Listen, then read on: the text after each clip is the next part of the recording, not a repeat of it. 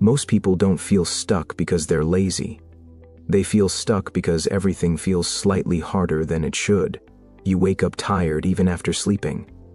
You sit down to work, but your mind resists. You try to improve your life, study better, focus more, be calmer.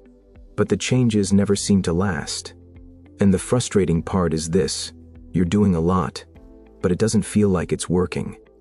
I used to think this meant I needed more discipline, more motivation, a better routine. But over time, I realized something quieter, and honestly more uncomfortable. Most of us aren't missing big strategies. We're missing small rules that quietly shape how everything else works. Rules that don't feel impressive. Rules no one really talks about.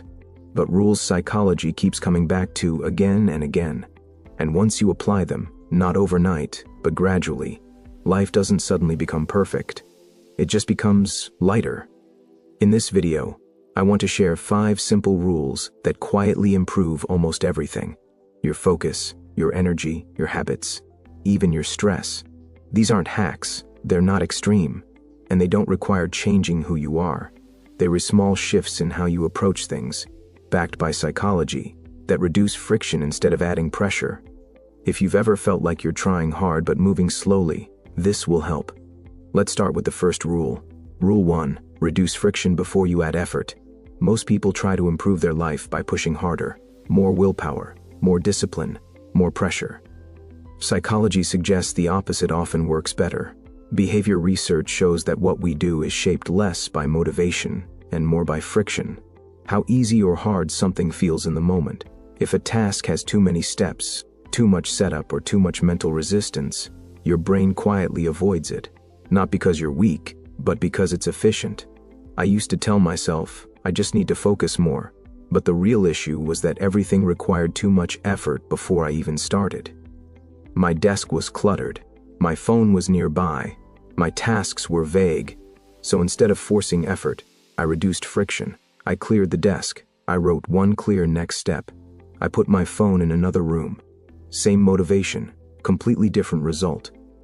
The rule is simple. Before you ask yourself to try harder, ask, what can I make easier? Remove obstacles first. Effort comes naturally after. Rule 2, make progress visible, even when it's small. Here's something psychology is very clear about. The brain needs evidence that effort is working. When progress feels invisible, motivation fades, even if you're doing the right things. This is why people quit good habits. Not because they don't care, but because nothing feels different yet. I've seen this with studying, fitness, journaling, everything. You show up, you do the work, but there's no signal that it matters. One simple fix is to externalize progress. That means making progress something you can see, count, or mark. A checklist, a streak, a simple note that says, I showed up today. Japanese productivity studies often highlight this. Small, visible markers of consistency matter more than big goals. I once started tracking just one thing. How many days did I start, even badly? Not how long I worked. Not how perfect it was. Just, did I begin? And strangely, that tiny check mark did more for my consistency than motivation ever did. If progress feels invisible, the brain assumes it's pointless. So don't wait for results. Make progress visible now. Rule 3. Lower the standard for starting. This one is uncomfortable, because it goes against how we think improvement works. We assume higher standards lead to better outcomes, but psychology shows that high standards often delay action. The brain doesn't resist hard work. It resists uncertain effort. When the starting bar feels too high, we procrastinate, not out of laziness, but self-protection. I used to wait until I felt ready to start, focused, clear, motivated. That day rarely came. What helped was lowering the standard, only for starting. Instead of study for 2 hours, I told myself, open the book. Instead of write something good, I aimed for write something. Once momentum starts, quality usually follows. Psychologists call this the minimum viable action, the smallest step that bypasses resistance. You're not lowering your standards forever. You're lowering them long enough to begin, and beginning changes everything. Rule 4. Design for energy, not time. Most productivity advice is obsessed with time. Schedules, calendars, hourly plans. But psychology suggests that energy is a stronger predictor of performance than time. You can have 2 free hours and no energy, or 20 focused minutes and make real progress. I used to plan my days based on availability. Now I plan based on energy windows. When am I most alert? When do I naturally slow down? When does thinking feel easier?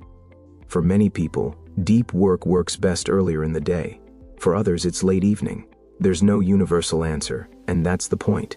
When you fight your energy, everything feels heavy. When you align with it, effort feels lighter. A simple shift is to ask, what kind of task fits my energy right now? Thinking tasks, admin tasks, rest, design around energy, and productivity stops feeling like a battle. Rule 5. Let systems carry you when motivation fades. Motivation is unreliable. It comes and goes. It changes with sleep, stress, mood. Psychology has shown repeatedly that systems outperform motivation over time. A system doesn't rely on how you feel. It relies on structure. This could be a fixed study time, a default routine, a rule like, I work for 10 minutes before deciding to stop. I used to wait to feel motivated. Now I assume motivation will disappear, and plan for that. And strangely, that removed the fear of starting. Systems don't need intensity, they need consistency. Even a weak system beats strong motivation that doesn't last. Now, a few important warnings. First, don't try to apply all 5 rules at once. That defeats the purpose. Pick one, test it quietly, let it settle. Second, don't turn these into rigid rules. They read guidelines, not laws. Life changes, energy shifts, be flexible. And finally, don't expect dramatic overnight change. These rules work subtly. They compound. If you quit too early, you miss the payoff. Let's quickly recap. Rule 1. Reduce friction before adding effort. Rule 2. Make progress visible, even when it's small. Rule 3. Lower the standard for starting. Rule 4. Design for energy, not time. Rule 5. Use systems to carry you when motivation fades. None of these are loud, none are extreme, but together, they quietly change how life feels day to day. If you're feeling stuck right now, don't judge yourself. It doesn't mean you're failing.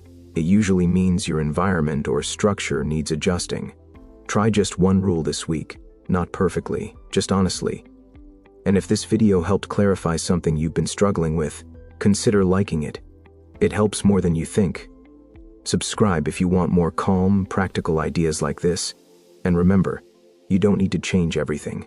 Sometimes you just need to change how you approach one small thing. That's often enough to quietly improve everything.